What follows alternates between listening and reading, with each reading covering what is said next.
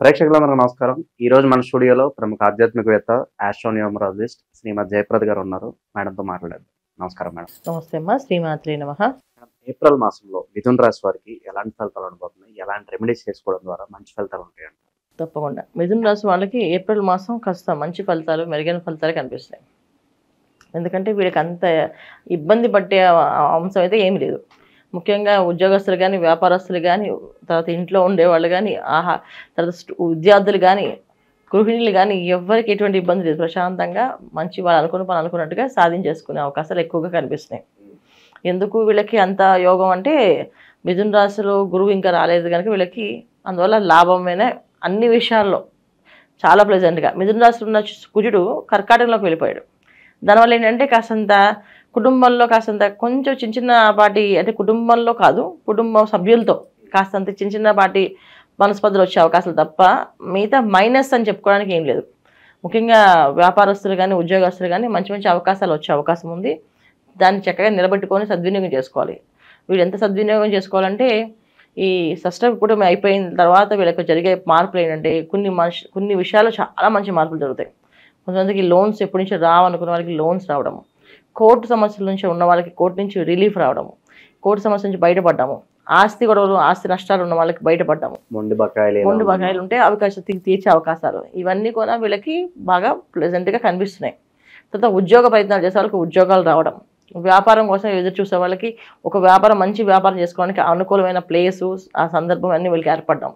So ఇవి చేసుకుంటూ వెళ్దాము. ఇవన్నీ కూడా బాగా ఏప్రిల్ మాసంలో వీళ్ళకి కనిపిస్తాయి. ఏప్రిల్ మాసంలో వీళ్ళు మొదలుకుంటే ఛాన్స్ని మళ్ళీ వీళ్ళు మొదలు పెట్టాలంటే టైం పట్టేస్తుంది. గోల్డెన్ పీరియడ్ అనుకోవచ్చు. కొంచెం ఒక విధంగా గోల్డెన్ పీరియడే. సో మొదలుపెట్టడం అనేది చాలా అవసరము. చాలా కష్టపడినా చేయొచ్చు, అప్పు చేసినా చేయొచ్చు వీళ్ళు.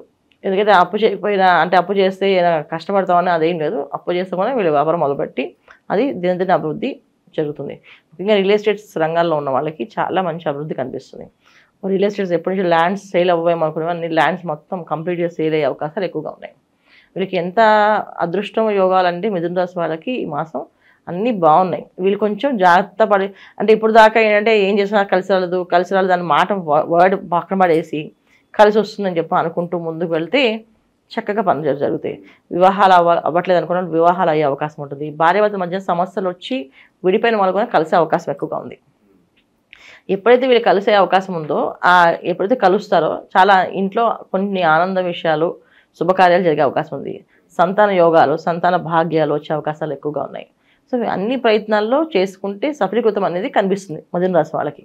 పెద్ద కష్టపడి ఇబ్బంది పడే అవకాశం అయితే కనిపించట్లేదు. అవకాశాల పరంగా ఎలా ఉండబోతుంది? కొత్త అవకాశాలు రావడం, కొత్త అవకాశాలు ప్రయత్నం చేయాలమ్మా. ప్రయత్నం చేస్తూనే వస్తాయి. ఎందుకంటే రావులే చేసినా రావులే అనుకుంటే రాదు. అదే వస్తుంది, ప్లాన్ చేస్తే వస్తుంది. తర్వాత ట్రేడింగ్ వాటి మీద కాన్సన్ట్రేషన్ పెడితే అది కొంచెం జరిగే అవకాశం ఉంది లాభాల్లో.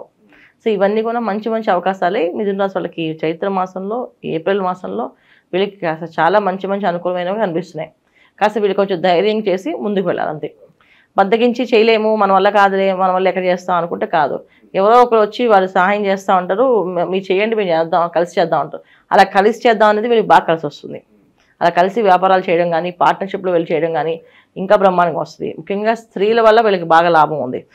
అంటే స్త్రీధనం రావడము, అంటే భార్య ఆస్తి సంబంధించిన డబ్బులు రావడము, వాళ్ళకి సంబంధించిన లావాదేవీలు ఉంటే అవి తీరడము, లేదా వాళ్ళు లోన్ పెడితే ఆ లోన్ వాళ్ళ పేరున శాంక్షన్ అవ్వడం అనేది జరగడము, ఇవన్నీ కూడా అనుకూలంగా కనిపిస్తాయి మిథున రాశి వాళ్ళకి. ముఖ్యంగా ఆడవాళ్ళ వల్ల ఇంకా మంచి లాభాలు ఉన్నాయి వీళ్ళకి.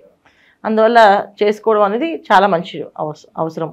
అవకాశం అనేది వచ్చినప్పుడు దాన్ని సద్వినియోగం చేసుకోవాలి కదా, అవి చాలా అవసరం ఉంటుంది. విదేశీ ప్రయత్నాలు కూడా చేసుకోవచ్చు. విదేశీ ప్రయత్నం చాలా అనుకూలంగానే ఉంది. విదేశాల్లో ఉండే వాళ్ళకి అనుకూలంగా ఉంది, విదేశాలకు వెళ్ళాలనుకునే వాళ్ళకి అనుకూలంగా ఉంది, విద్యార్థులకి అనుకూలంగా ఉంది. మంచి మంచి ర్యాంక్స్ తెచ్చుకునే అవకాశం ఉంటుంది, స్కాలర్షిప్స్ తెచ్చుకునే అవకాశం ఉంటుంది, సీట్స్ వచ్చే అవకాశం ఉంటుంది. శుభ్రంగా చేసుకోవచ్చు.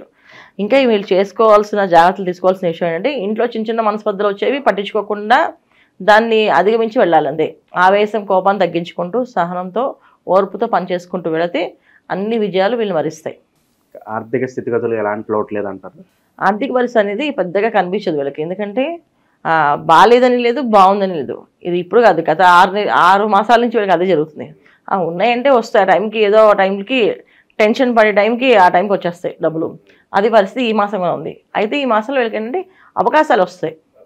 లోన్ పెడితే లోన్ రావడము, లేకపోతే వ్యాపారం చేద్దామంటే స్నేహితులు ఎవరైనా సపోర్ట్ చేయడము, ఇంట్లో వాళ్ళు సపోర్ట్ చేయడము, ఎవరో ఒకరు సపోర్ట్ అనేది నడిపిస్తూ కలిసి వస్తుంది. ముఖ్యంగా ఆడవాళ్ళకి బాగుంది, ఆడవాళ్ళ వల్ల వీళ్ళకి బాగుంది అండి. తర్వాత స్త్రీలకు సంబంధించిన వ్యాపారాలన్నీ కూడా వీళ్ళకి బాగా కలిసి వస్తాయి. ఒకవేళ ఏదైనా ఫ్యాషన్ డిజైన్ షాప్ కానీ, బొటిక్ కానీ, లేదా క్లాత్ బిజినెస్ కానీ, అలంకరణ వస్తువులు కానీ, 1 గ్రామ్ జ్యువెలరీ బిజినెస్ కానీ, ఏది పెట్టినా సిల్వర్ జ్యువెలరీ బిజినెస్ కానీ ఏది పెట్టినా వీళ్ళకి బ్రహ్మాండంగా కలిసి వచ్చే అవకాశాలు ఈ మాసంలో ఉన్నాయి. అంటే వాటిలో అనుభవం ఉంటే ఖచ్చితంగా పెట్టాలి అనుకుంటే అది ప్రారంభం అనేది ఈ మాసం చేయాలి వీళ్ళు. లేదు కలుసుకున్న అలాగే చేద్దామంటే అవదు, చేస్తే మాత్రం మంచి కలిసి వచ్చే అవకాశాలు. ముఖ్యంగా స్త్రీలకి బాగా కలిసి వచ్చే అవకాశాలు కూడా ఉన్నాయి. స్త్రీలు ఏదైనా వ్యాపారం చేయాలనుకున్నా, వాళ్ళు సొంతంగా ఉద్యోగం చేద్దాం అనుకున్నా, ఏం చేద్దాం అనుకున్నా వాళ్ళకి అనుకూలంగా ఉంది. సో వాళ్ళ కోసం చక్కగా ప్రయత్నాలు చేసుకోవచ్చు. ఇంకా విద్యార్థులు విద్యా విషయంలో చాలా వచ్చే అవకాశం, అంటే విద్య వచ్చే అవకాశం ఉంది కనుక చక్కగా శ్రద్ధపడి చదివితే మంచి ర్యాంక్ వచ్చే అవకాశం ప్రమాణంగా కనిపిస్తుంది. భూమికి సంబంధించిన వ్యవహారాలు ఎలా ఉండిపోతున్నాయి? రియల్ ఎస్టేట్ చాలా బాగుంది చెప్పాను, ఇందాక చెప్పాను. రియల్ ఎస్టేట్ సంబంధించిన విషయాలు అంటే భూమి అన్ని మొత్తం అన్నీ వస్తాయి. స్త్రీధనం అంటే దాంట్లో మళ్ళీ వాళ్ళ ఆస్తులు చిరాస్తులు అన్నీ కూడా వచ్చేస్తాయి. ఇవన్నీ కూడా అనుకూలంగానే ఉంది వాళ్ళకి. వచ్చే అవకాశాలు చాలా ఎక్కువగా ఉన్నాయి, కానీ వీళ్ళు ప్రయత్న లోపం అనేది లేకుండా చేస్తే జరుగుతుంది.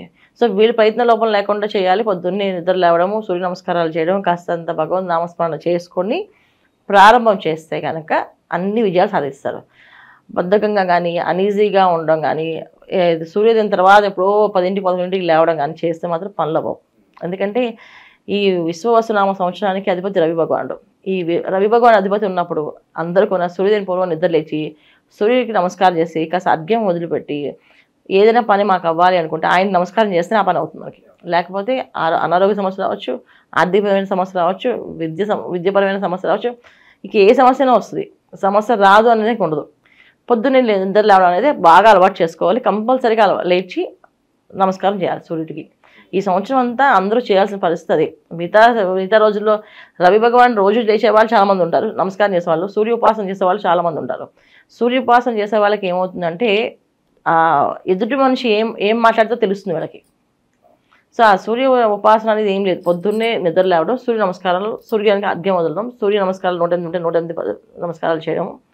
తర్వాత ఎక్కువగా సూర్యోదయం తర్వాత ఆహారం తీసుకొని ఉంటాం. ఇది సూర్య ఉపాసకులు చేసే నియమం అన్నమాట. సూర్యుడు వెళ్ళిపోయినా వాళ్ళకి ఏ ఆహారం ముట్టుకోరు, సూర్యుడు ఉన్నంతసేపు వాళ్ళు ఆహారం తీసుకుంటారు.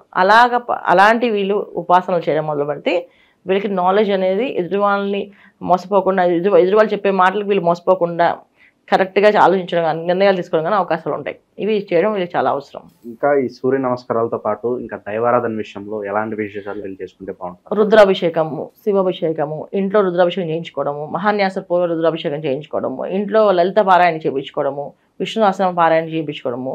తర్వాత చాలామంది ఇంట్లో భగవత్ శ్లోకాలు కూడా పారాయణ చేస్తారు ఈ మధ్యకాలంలో. ఇప్పుడు ఇంతమంది లలిత సహస్రము, విష్ణు సహస్రం చేస్తున్నారు. భగవద్గీత శ్లోకాలు అన్నీ కూడా పారాయణ చేసే బృందం తయారైంది ఇప్పుడు. వాళ్ళు ఏంటంటే వచ్చి చక్కగా పొద్దునుంచి 700 శ్లోకాలని చక్కగా పారాయణ చేస్తారు. చక్కగా భజనలాగా అదంతా పారాయణ చేసి వెళ్తారు. అది వింటే అదృష్టం, అది చేయించుకుంటే ఇంకా మహాభాగ్యం. అలా చేయించుకునే అవకాశం ఉంటే చేయించుకోవచ్చు.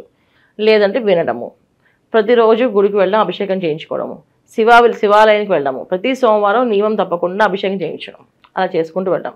ప్రతిరోజు గుడికి వెళ్తే చాలా మంచిది. వెళ్ళలేని పరిస్థితి ఉంటే సోమవారం కంపల్సరీగా శివాలయానికి వెళ్ళి శివాభిషేకం చేయించుకోవడం, లేదా సాయంకాలం ప్రదోషకాలంలో శివుని దర్శించుకోవడం.